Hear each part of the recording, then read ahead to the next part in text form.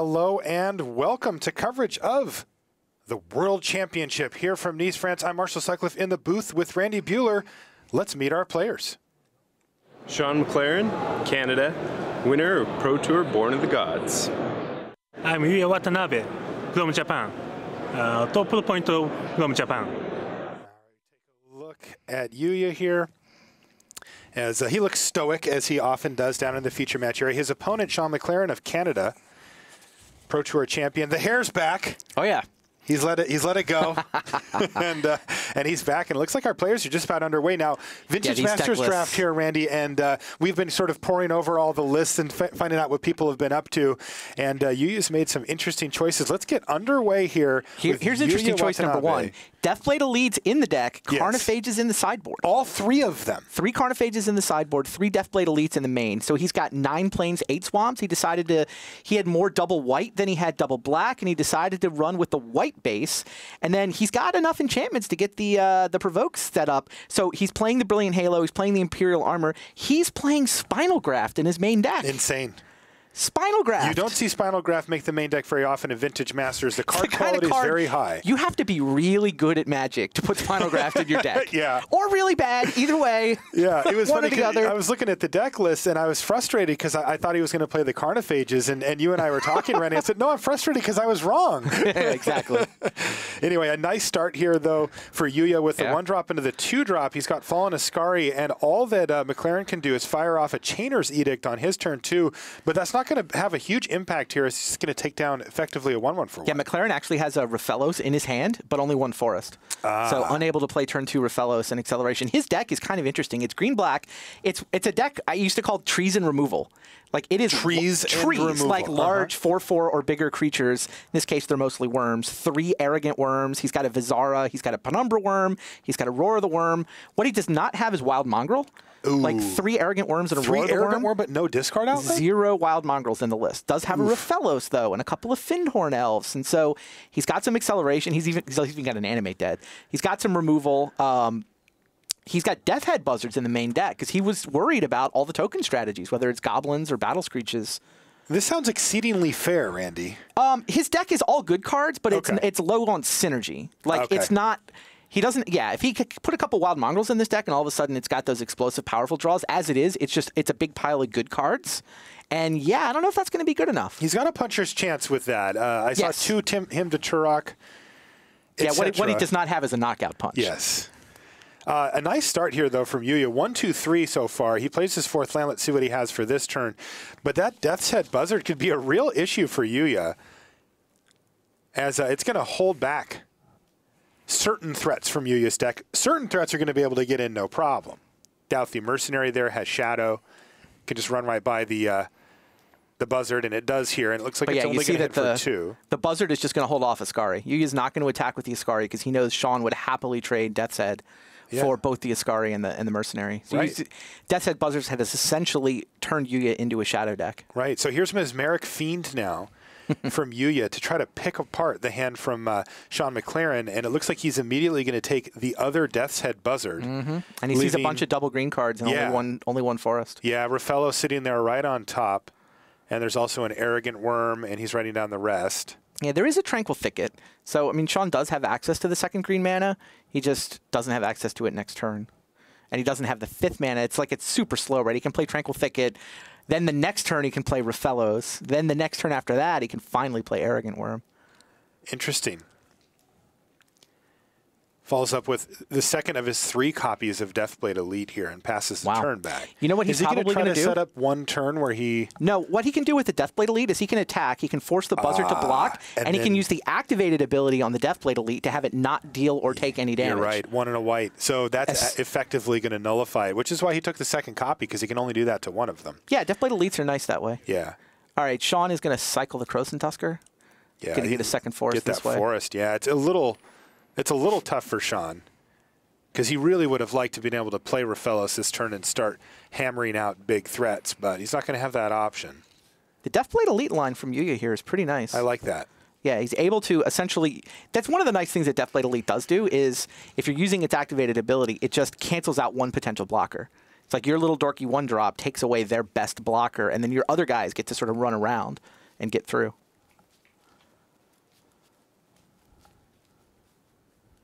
All right, so there's the Tusker Forest, and of course he gets to draw a card here. Finds another Chainer's Edict. I mean, those are taking out real spells from Yuuya's side. They're not, they're sort of interchangeable. Oh, Fintorn Elf came off the top too. I didn't see the Fintorn Elf. That must have been his draw phase for the turn. Very nice. So what Shaun McLaren's trying to do here is go big, right? He's going to try to start playing 5 and 6 mana spells continually that are just going to outpace what Yuuya is able to do. The downside here for Shaun is the cards like the Mercenary there that Yuuya can just start pumping all of his mana into if he needs to, and taking big chunks out of Shaun McLaren's list that effectively dodge an edict effect like the Chainer's Edict that's in his hand and graveyard. Yuuya drew Radiant for the turn, so he was out of gas. I think he's only got the 1 plains, though, so he's still kind of out of gas. Yeah, you're correct. So it looks like we're going to see this play happen. Deathblade provokes Buzzard. Right, no great blocks here for McLaren. And I think Yuuya would be delighted if Fintorn Elf wanted to block Fallen Ascari. Absolutely. And then Yuuya is going to get to use his remaining mana to pump up the Mercenary to get in for an extra point of damage here. So even though Yuuya is effectively out of gas, he's found a nice way to use up most of his mana for the turn in a way that lets him keep the attacks coming, as Shaun McLaren's taking pretty big chunks of damage now. And that was 5 damage in 1 hit. Yeah, that Fintorn Elf, though, that got McLaren to 5 mana a turn earlier than we thought he was going to get there. So Arrogant Worm is going to be able to come down now.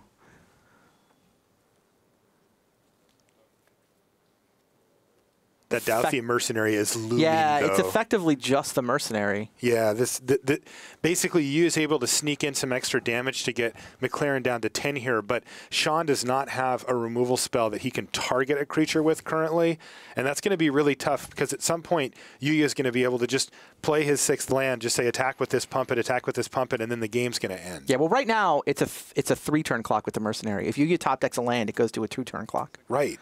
Which is fast enough. Shaun can't deal 20 that quickly.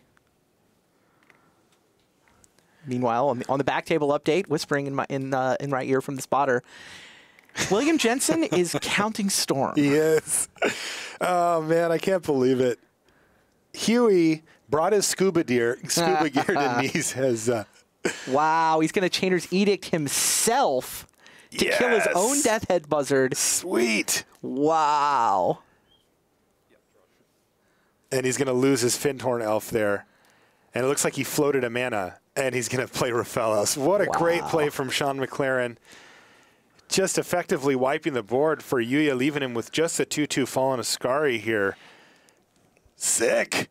Chainer's Edict is target player sacrifices a creature. Down goes Death's Head Buzzard. And don't forget, that gets the other Buzzard back into his hand. It sure does. Oh, Yuuya does not look happy with that chain of events. Well, he's okay with the planes off the top for Radiant. He's back in it. Yeah, that is much better.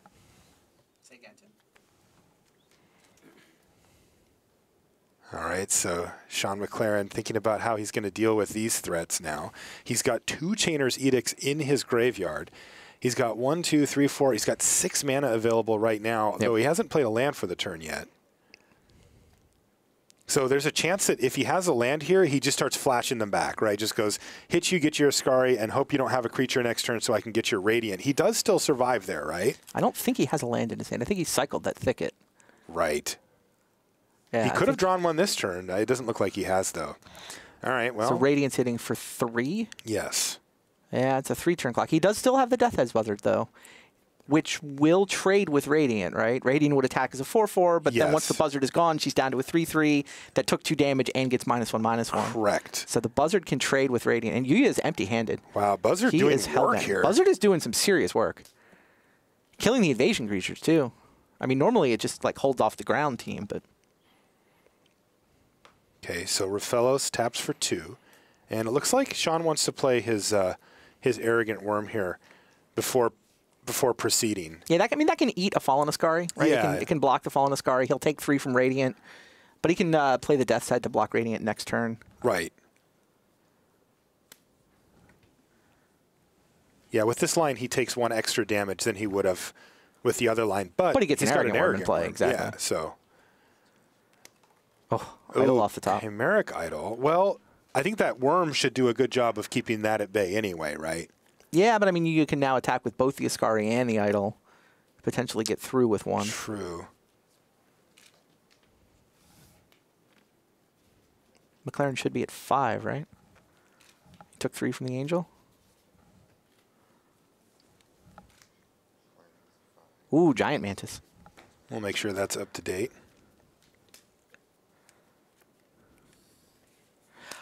Yuuya? That's a legend. Radiant Archangel is a legend. He just played his second to pump up the first one. Did he really? Yes. Radiant is a legend. Uh-oh. Wow. That's got to be We've all frustrating. been there. Yeah. Wow. Yeah, the And second. Sean's eyebrows go up Jeez. as he's just like, whoa. And Yuuya can't do anything but smile here as he realizes what he just played. He just played a second copy of Radiant. He wanted it to be 4/4 so that he could attack through Giant Mantis. I mean, you can see why it looked like such a good top deck. But yeah, there's a small problem. Legend rule.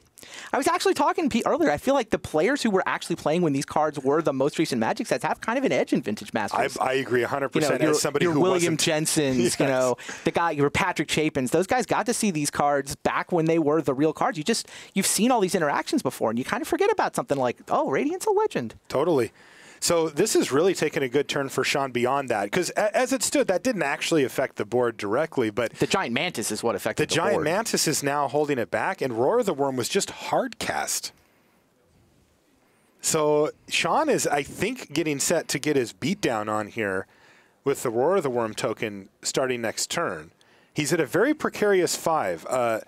You know, he knows that Yuuya is going to have cards that can finish him off from here, so he's got to be very careful. But he's straddling that line now that you face a lot of times in Magic of when do I become the beatdown? You know right? what? You know what Yuuya needs to draw here. What? He needs to draw a card that's not in his deck. Laquatus is champion. Is how he wins this game. Yes. That's what he needs. He passed it, though. Yeah. All right, Worm in. Rashad points out that it says 6/6. We don't need the dice on it there. Now there's, I do see in That's the in green Sean's version of hand, the worm, though. Yeah. Sean's got a Hymn to Turok in hand here. And there is one card for Yuuya, so he can take care of that. But in the meantime, let's make another worm. And Sean has really fully sort of swung the scales here. And I think here comes the Death's Head Buzzard as more of an insurance policy here. Yeah, in case there's removal for the Mantis. Right. Sponge or something off the top. Exactly. I mean, I think he figures that Yuuya doesn't have anything super relevant in his hand here. All right, yeah, get those worm tokens Trooper's in there. not bad. Oh, Trooper's quite good.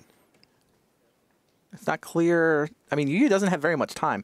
Also, by the way, like I'm sure Yuuya feels dumb for playing the Radiant and without realizing it was a legend, but it doesn't actually change the board. It would have just not been much. trapped in his hand, and as a 3/3, that Mantis is holding off the first Radiant, so second Radiant in his hand wouldn't actually have changed this game very much. No. The only scenario where it would is if somehow it traded with the Death's Head Buzzard, and then Yuuya would have a follow-up play. Right. But I mean, the Mantis is still an issue there, but the other thing it Yes. could do is it's a +1/+1 if Imperial Armor comes off the top. Like Imperial Yes. Armor on Sultari Trooper is a way Yuuya could sort of mise this game. Now, this does get interesting here, though, because Sean now has to figure out if he can kill Yuuya quickly, or at least force chump blocks and not die to the crackback to the attack on the subsequent turn. Because remember, Sean still has, I believe, those 2 edicts floating around in his He does. graveyard, They're and he's both there. got tons of mana now. He does. He also has to consider 3/6 attacking with all of his creatures at some point here to try to shut the door on this game as quickly as possible. So interesting stuff here, especially now that Yuuya's drawn that shadow creature, the Sultari Trooper. I think there's an Arrogant Worm in hand for McLaren, also a Hymn to Turok. You know what wins the game for Yuuya that he does have in his deck? What's it called? Tyrant's Choice. How about Spinal Graft? Oh, yeah. Spinal Graft off the top would turn that shadow into a 5/5. Oh, man. All right, there's Hymn to Turok to get rid of a Plains. William Jensen has won game 1 with a 19-power Psychotog. Willie Adel also picked up his first game against Shahar Shenhar in what we expect to be, maybe not a pure mirror, but 2 similar decks going at each other, sort of a red-based goblin-type strategies. Yeah, there were 2 Goblin players at the table, it turned out. And it looks like they're playing against each other in the first round here, so interesting. All right, Sean. make some mana. Just 9. Just hard cast Penumbra Worm, no problem. Wow. Just hard cast Penumbra Worm. All right, now Shaun wants to try to set this up so that he can kill Yuuya next turn. Yeah. He's willing. He knows he can't stop Yuuya from attacking once with the Trooper, but he wants to make sure he doesn't give Yuuya a second attack. Exactly. The name of the game here at this stage is denying your opponent draw steps. Basically, he knows that Yuuya's going to get one more card here, and he's going to have to live with that. But he doesn't want to let him draw a second card because every card counts. So we'll see. Can he do it? What's the attack look like? So this looks like it means that Yuuya is going to have to chump block. Because if Yuuya could take this much damage, then Shaun would be taking a lot, probably dead on the other side. So we are going to see some amount of chump blocks. Now, Yuuya's at 12. The two worms are both 6/6, but they don't actually have trample. Right. So he has to block both worms? At least one. If he blocks one, he takes 12. He takes 4, 6, 12. Yes, so both worms. He just activated Chimeric Idol. That's why you saw him tap his lands. Correct. Fallen Ascari can't block, so Death's Head Buzzard can be blocked by Radiant. But that kills Sultari Trooper. That is not the right line. Correct. All Yuuya's outs involve top decking enchantments to put on top of Sultari Trooper. Yeah, did he play the Tyrant's Choice? Did Yuuya I don't main think deck so. It? Okay, so that's not in his deck either as an out. I don't see it in his sideboard either. I'm just confused. He did take one, right? I remember him taking I thought I saw him take one, but I don't see it listed in his sideboard. Interesting. Yeah, if he had Radiant here. Ooh, he's peeling this one slow, Randy. You yeah, see that? Knows. Shaun said don't do it, I think.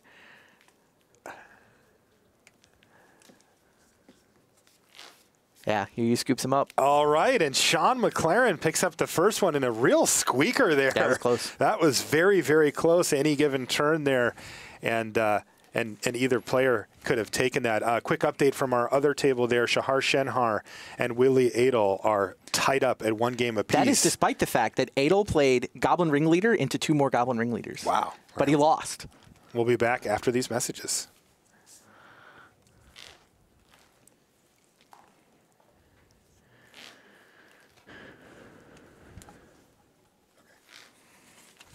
www.mtgo.com. Friday Night Magic expands to all formats starting in 2015. Get ready for Commander, Legacy, or even Conspiracy drafts at Friday Night Magic. Check out your local store for details, and remember to tell your friends Friday night is about to get even better. Visit magic.wizards.com/FNM for more information. All right, let's take a look at one of our side tables. We're going to go to table B. Owen Turtenwald versus Paulo Vitor Damarosa. Owen's deck is cool. Owen got that Lightning Rift that we saw Yuuya open. He did take it? Yeah, Huey passed it, and then Owen took it third, and basically went into the cycling deck from there. So he's red-white cycling. He's got a Lightning Rift. He's got an Astral Slide. He does have a slide. He does. He has a slide and a rift, and he's got that balance that we saw. It went all the way around the table the long way, and he took it 8th. I wonder if he played it. Did he play it? Oh, yeah. No, Rift Slide can actually be one of the decks that can set up a balance, right? Because you don't have anything You're playing on board. enchantment. Yeah, you're exactly. Most of your game lives in your hand and in your enchantments. So that's like justice, right? Like the balance ends up where it belongs. It's finally home. Yeah, it totally did. All right, Chainer's Edict from Paulo to clear off the board. No actual non-land permanents at the moment. Now, Paulo, meanwhile, has the blue-green deck. That's where the Ether Mutation wound up. There's a Nature's Lore. He's got a couple of Mana Wars. He's got 2 copies of Grizzly Fate. A couple Elvish. Paulo did win game 1 here, by the way.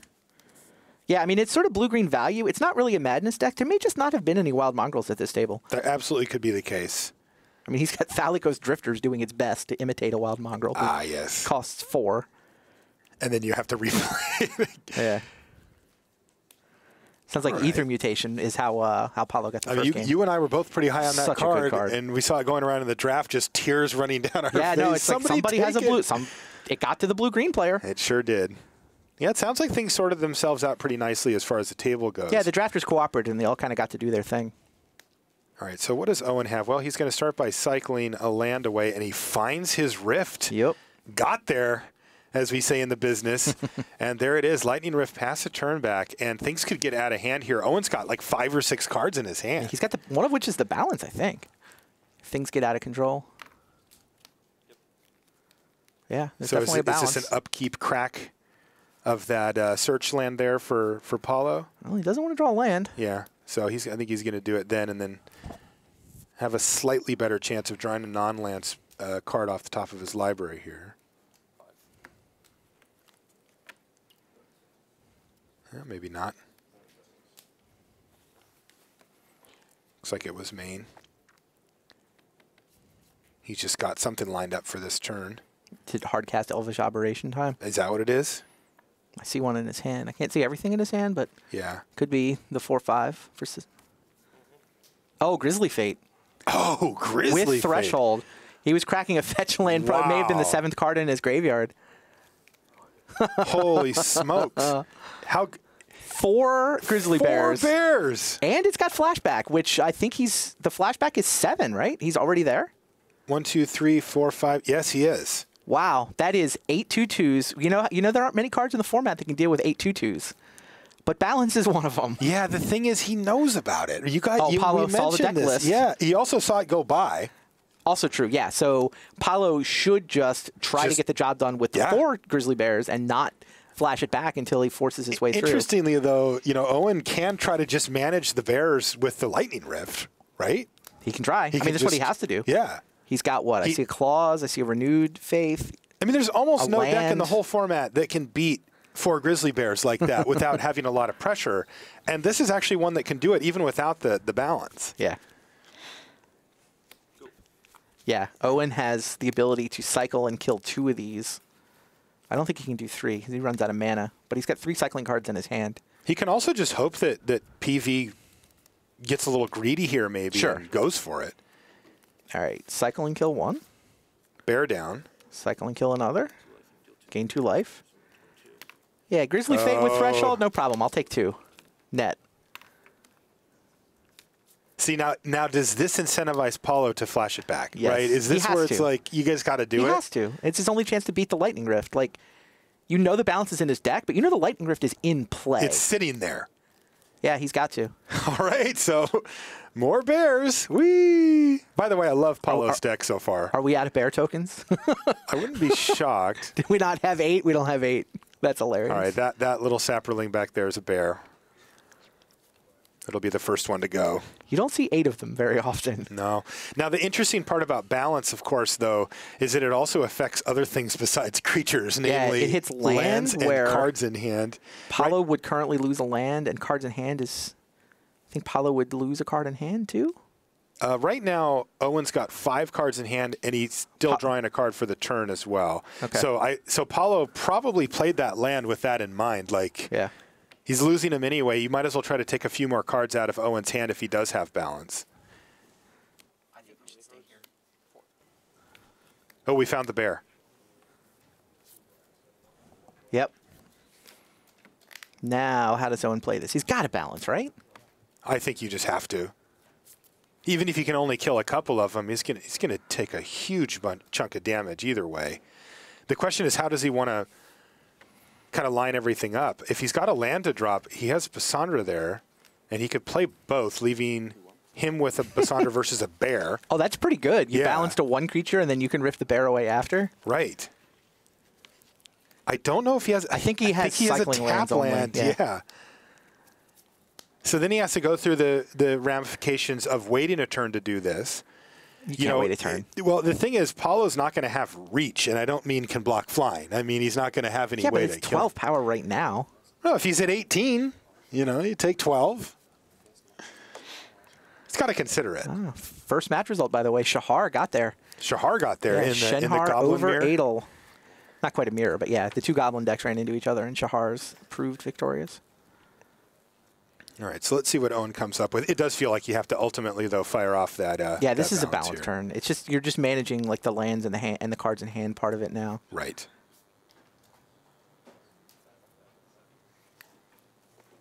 Four mana is not balanced mana. What is that card? Oh. No, that's Is it the resurrection? Yeah, okay.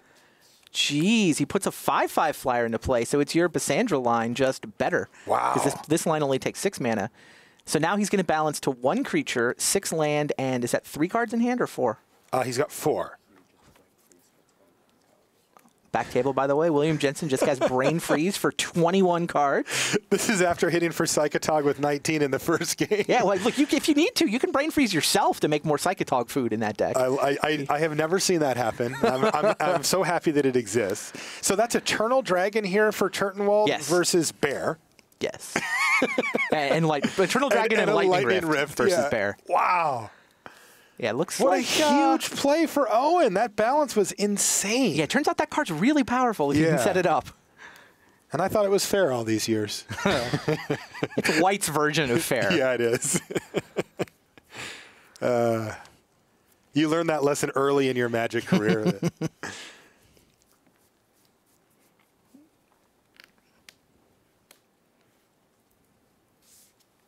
All right, so what does Paulo come up with to recover from this savage beating? Well, he comes up with game 3. Cards. He gets cards. This could be interesting here.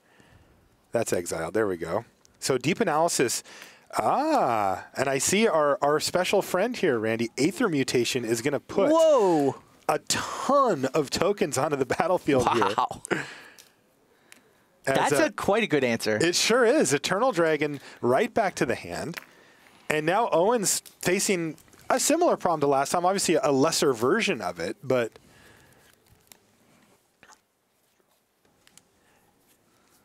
we're going to hang out on this match for a little while longer here. I want to see how this turns out. This one has just been too fascinating for me to leave. This is heavyweights throwing, trading knockout punches. No kidding. Love it. This has been absolutely fantastic. Is it going to be like this all week? Yes. I didn't get to cast this tournament last year. This is going to be just like this. For just 5 days of it. Yep. Sign me up. Welcome, Randy, to heaven, my friend. Love it. Yeah. We've chained ourselves to the booth. We're not the only commentator pair in the booth, but we're trying to be.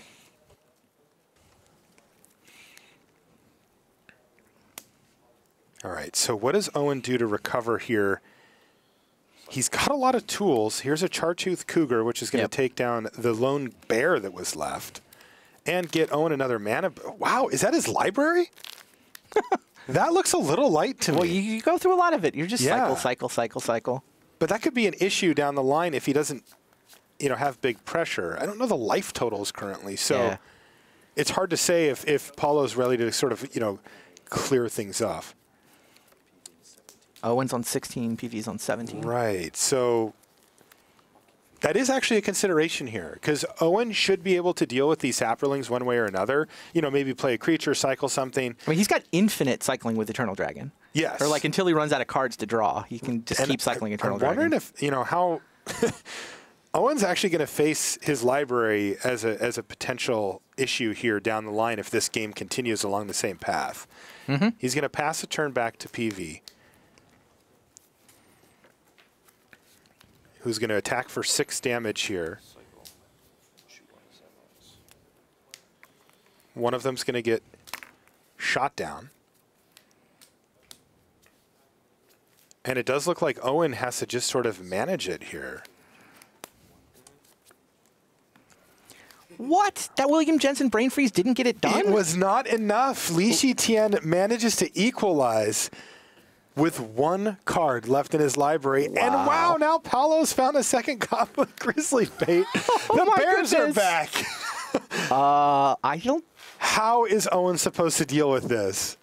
I don't He's know. got 10 creatures on the battlefield. And hey, there's 4 more waiting in the graveyard. This is after he balanced away 6 creatures. Yes, this is all that same game. This is just great stuff. Vintage Masters.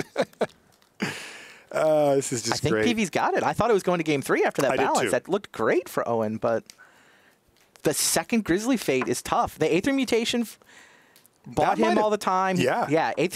Grizzly Fate with Threshold and Flashback into Aether Mutation into Grizzly Fate with Threshold and Flashback. Throw in a deep analysis for value in the middle.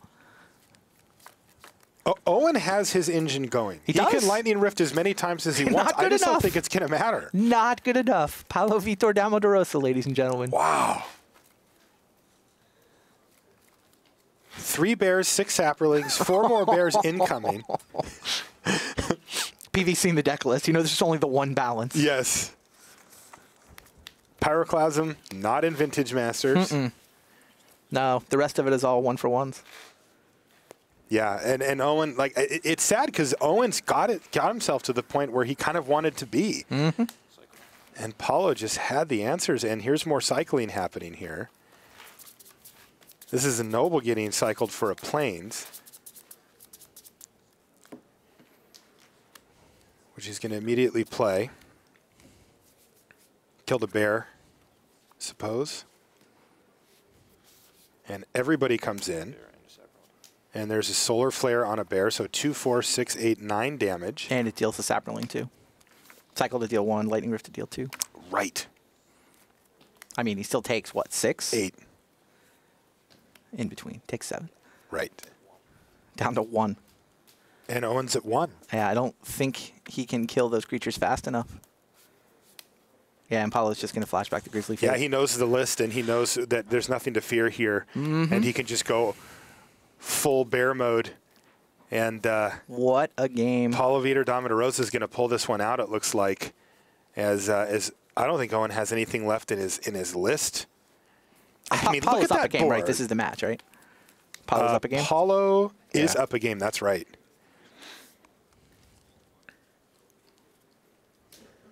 Owen's just doing some double checking here to make sure there's just something that he can do. I mean, how do you lose with Lightning Rift 6 cards in your hand and infinite lands? Yeah. It's so tough, but It happens well, sometimes. we found it. Yeah. The second Grizzly Fate, too. Wow. Yeah, I don't think the 8th mutation alone was good enough. He could have killed all the Saprolings. It was the second Grizzly Fate. What a cool game. I love this format. Yeah, this is great. It's really good stuff.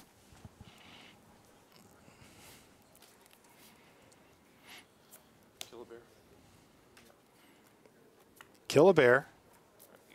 And that's going to do it. Owen Turkenwald extends a hand. Let's jump back over to our main feature match where we've got Shaun McLaren up a game against Yuuya Watanabe, and they are underway in their second game currently. Yeah, it looked like Shaun had a turn 2 him to Turok to try to take the sting out of Yuya's draw. Yuya's using Paralyze to sort of force his way through. I do enjoy a Paralyze, Randy.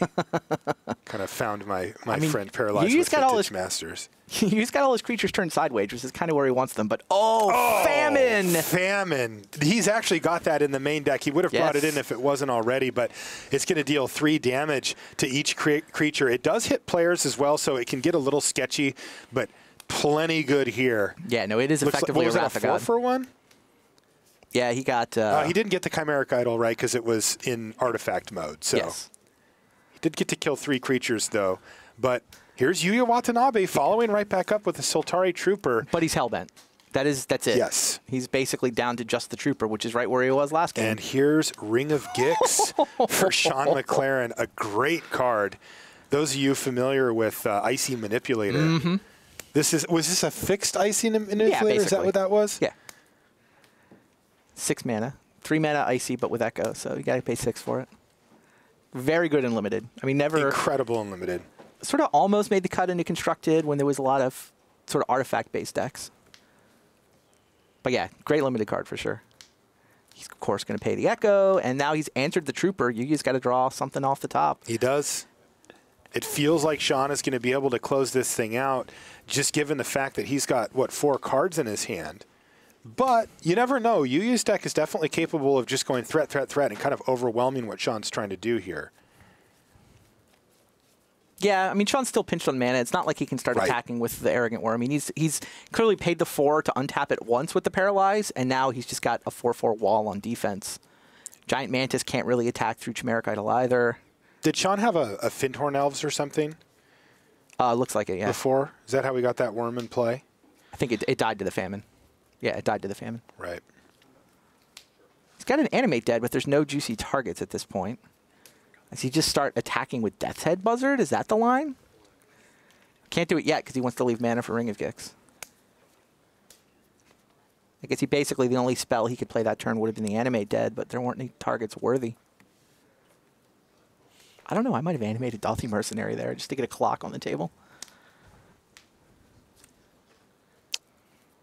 As opposed to doing nothing, yeah, that does seem. I mean, like, saving it for is he later. waiting for something like really sweet, or he's going to cycle away a thicket there?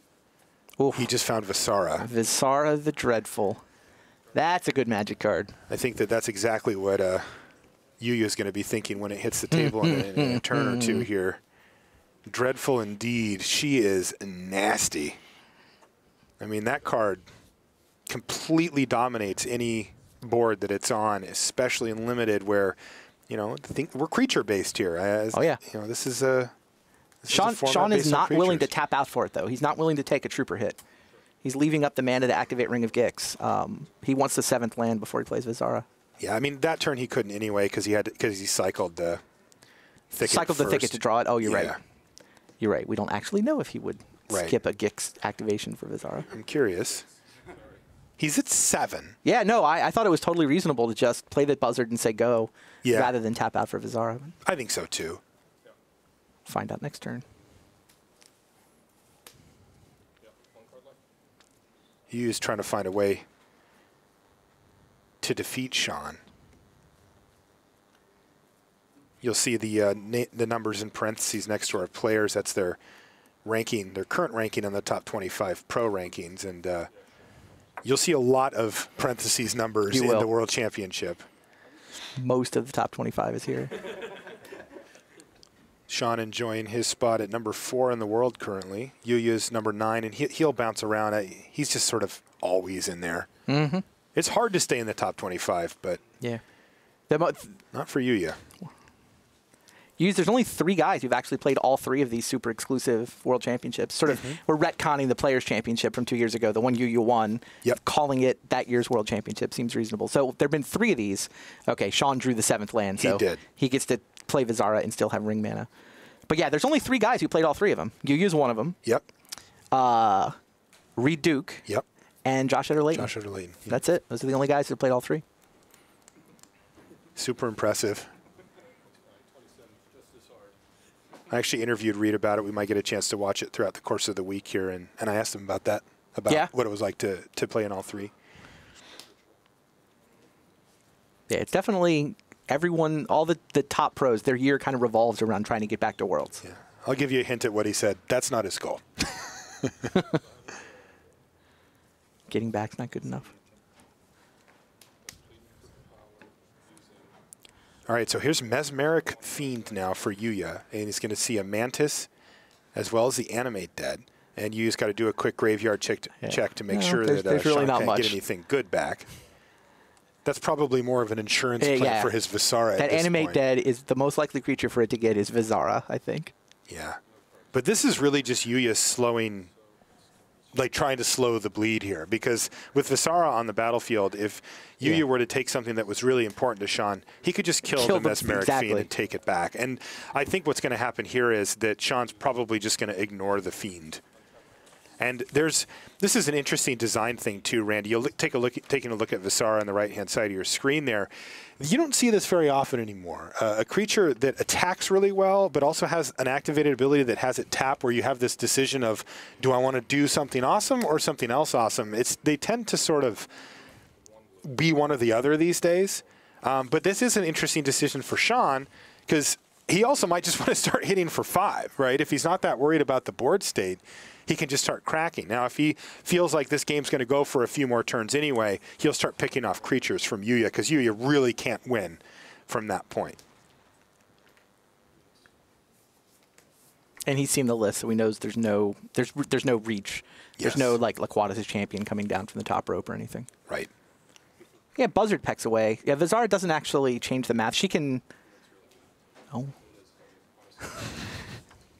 Oh my gosh, we're getting an update from our back table about Huey Jensen playing 2 brain freezes on his go-off turn for 31 mil cards. That was enough? Which got there. Okay. Game 2, it wasn't enough. No. 2 brain freezes did not get it done. All right, Yuuya has seen enough, as Shaun McLaren has really put his stamp on that game with some really powerful stuff, Visara, Ring of Gix, and he defeats Yuuya Watanabe 2-0.